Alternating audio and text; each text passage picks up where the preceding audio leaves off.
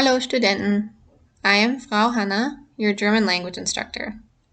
In this class, we'll be covering German cardinal numbers. Cardinal numbers are numbers that are used to indicate quantity. They are used for prices, ages, telephone numbers, telling time, and more. Today we'll be covering the numbers 0 to 1,000,000.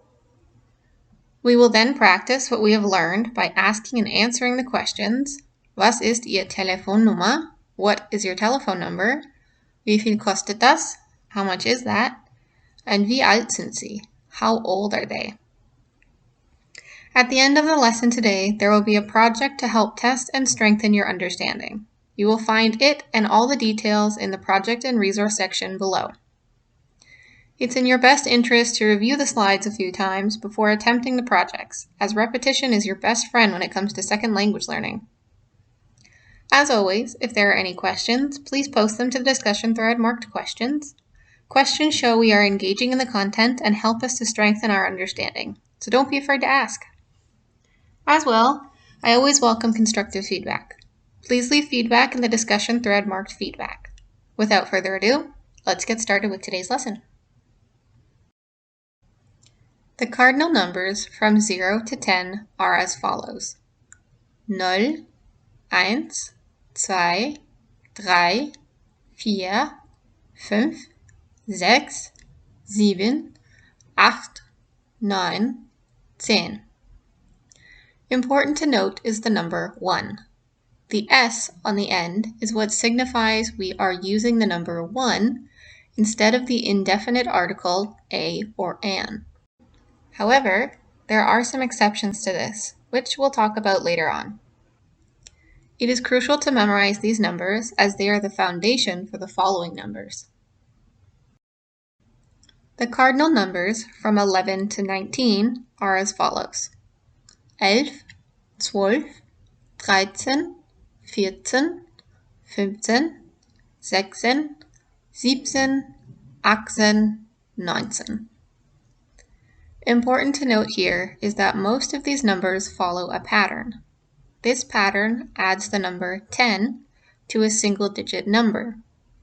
So when directly translated into English, 13 would read as 310. The irregular numbers are 11 and 12, since they don't follow this pattern, as well as 16 and 17. The numbers 6 and 7 have been shortened for easier pronunciation. It is crucial to memorize these numbers as the pattern continues the higher we go. The cardinal numbers from 20 to 99 plus are as follows: 20, 21, 22, 23, 24, 25, 26, 27,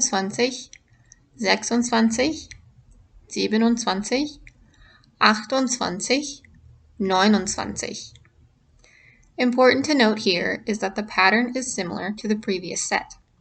This pattern adds and 20 to the end of single-digit numbers. So, when directly translated into English, 23 would read as 3 and 20. Notice how this is backwards from English numbers? The only irregular number between 20 and 29 is the number 21. The number 1 has been shortened for easier pronunciation. This pattern is followed for all the numbers between 20 and 99. The cardinal numbers from 30 to 99 are as follows: 30, 40, 50, 60, 70, 80, 90. The irregular numbers between 20 and 99 are any number with 1 and all numbers in the 30s, 60s, and 70s. This is because there are some stem changes for easier pronunciation. Remember that German numbers are backwards from English, so the number 41 begins with 1. Numbers beginning with 1 are irregular because the number 1 is shortened for easier pronunciation. 30 is spelled with an S-set, as it would be difficult to pronounce the S and Z sounds so close together. 60 has been shortened for the same reason, and 70 has been shortened because it would be difficult to pronounce the N and Z sounds so close together. So, any number with 1 or within the 30s, 60s, and 70s would reflect these irregularities. The cardinal numbers from 100 are a little different. 100 can be said as hundert or einhundert, the same as in English. As we've learned before, numbers beginning with 1 are irregular, so einhundert is spelled without the S. However, if the number 1 comes after, then it's spelled with the S. Take the number 101, for example. Important to note here is that the pattern within the hundreds is closer to how it is in English. The 100 begins the number rather than ending it. This is unlike the patterns we've seen thus far. So, the number 213 would read as 200, 310. And the number 231 would read as 200, 1 and 30. The only irregularities are the ones we've already seen. So any numbers with 1, 30s, 60s, and 70s would be irregular.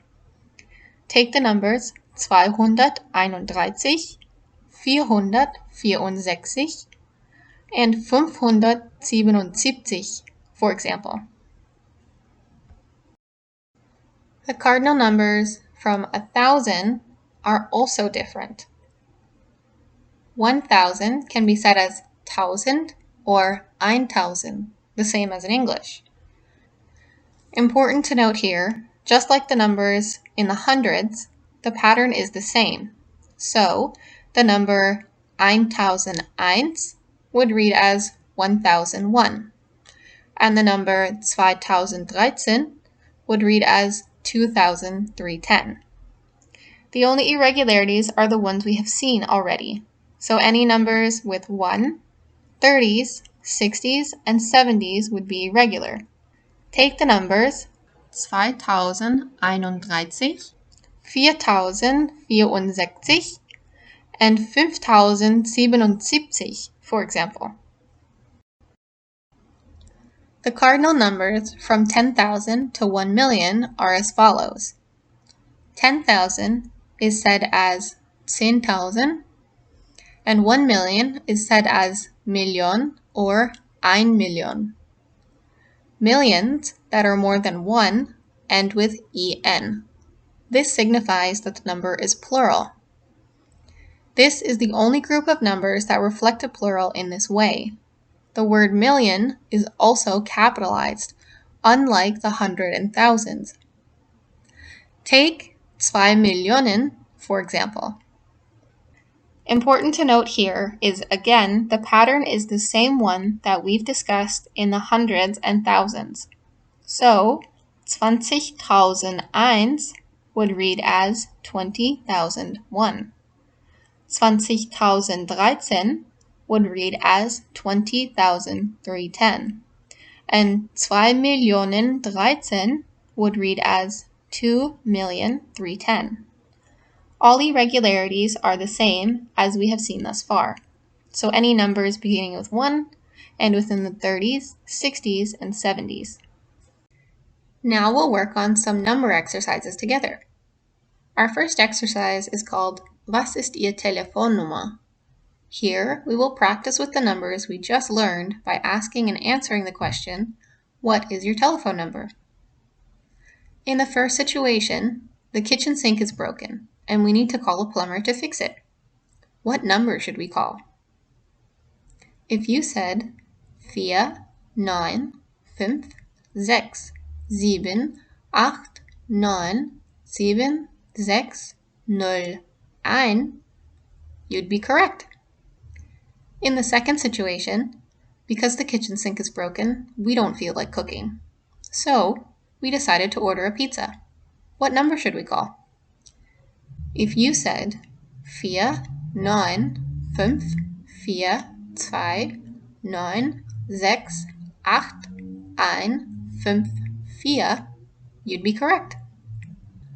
In the last situation, We are frustrated that the kitchen sink is broken, so we decided to invite a friend over to vent. What number should we call?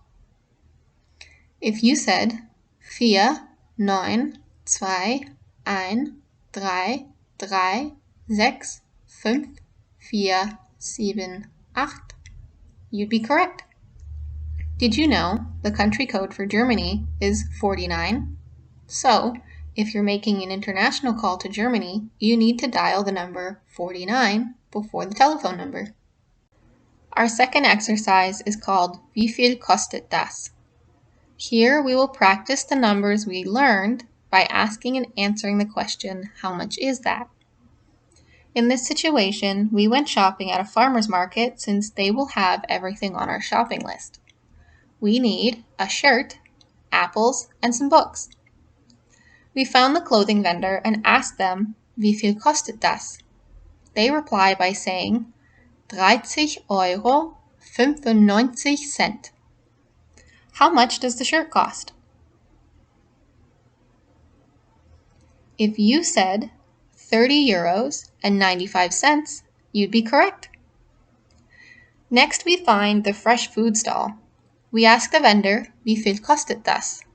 And they reply by saying, 1,25 € pro Kilo. How much does the apple cost? If you said €1.25 per kilo, you'd be correct. Finally, we went to buy the books at the book vendor. We asked, Wie viel kostet das?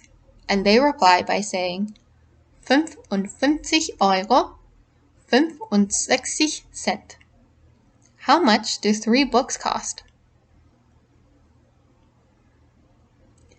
If you said 55 euros and 65 cents, you'd be correct. Excellent job. Here are some fun facts about German prices.